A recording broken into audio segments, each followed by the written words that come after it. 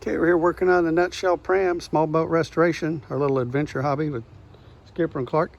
We're going to talk about a couple of our building criteria for what we consider to be good enough. Number one was one that Skipper's grandma told her. She said, if you're doing something and if you rode by, would you notice it from a galloping horse? So stand by on camera shake. And can you see what I did wrong when I on the gunwale? If you're riding by on a galloping horse, I'm gonna say no, unless you're Doug or Richard. You might know. But what I did is the previous video, I spent a long time babbling about how I was gonna put one fastener in from this side. I even marked it.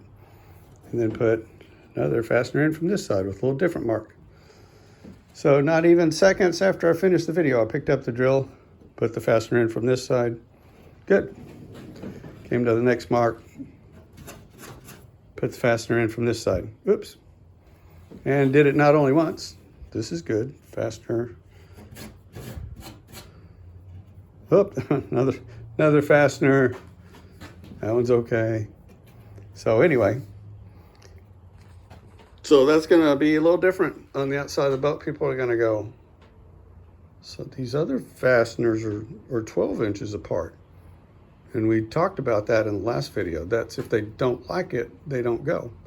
So there's the little, where I had to sand off these screws, because when you countersink a 1-inch screw, it goes through more than 1 inch of material.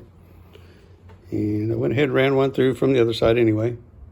So this should look right on this side, comparatively to the other side. But if someone jumps out of your nutshell Pram and they're swimming around, they might go, whoa, what's here? And I'll tell them, well, a starboard. That's, we like to bash into things with the starboard side, so we reinforced it. The other criteria is what we call the Great Spirit criteria. And that is that only the Great Spirit can make something perfect. So if you're almost finished with your boat and you have not messed up one single thing, then it's time to throw a boo-boo in there, because you don't want to draw the attention of the Great Spirit that you're trying to imitate them. So we covered them all now. If they don't like it, they don't get to go. The galloping horse criteria, and that's why we'll probably name if we ever turn our hobby into a business, it'll probably be Galloping Horse Marine Construction. And the third one is the Great Spirit criteria. So next is to get these 3 pieces of wood level, sanded down right over the edges, and do some light 60 grit finish sanding. And then we'll probably work it to 120 by hand. The gunnel will be finished bright. It's Sapel mahogany. It's gonna look beautiful. And beneath it will be painted shear strakes. And those colors we're still contemplating. We think we know, but the inside we're looking at Kingston gray.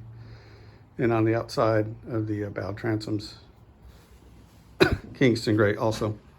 So we got to pull all this together now, and maybe I'll do something even a third way up here. Who knows?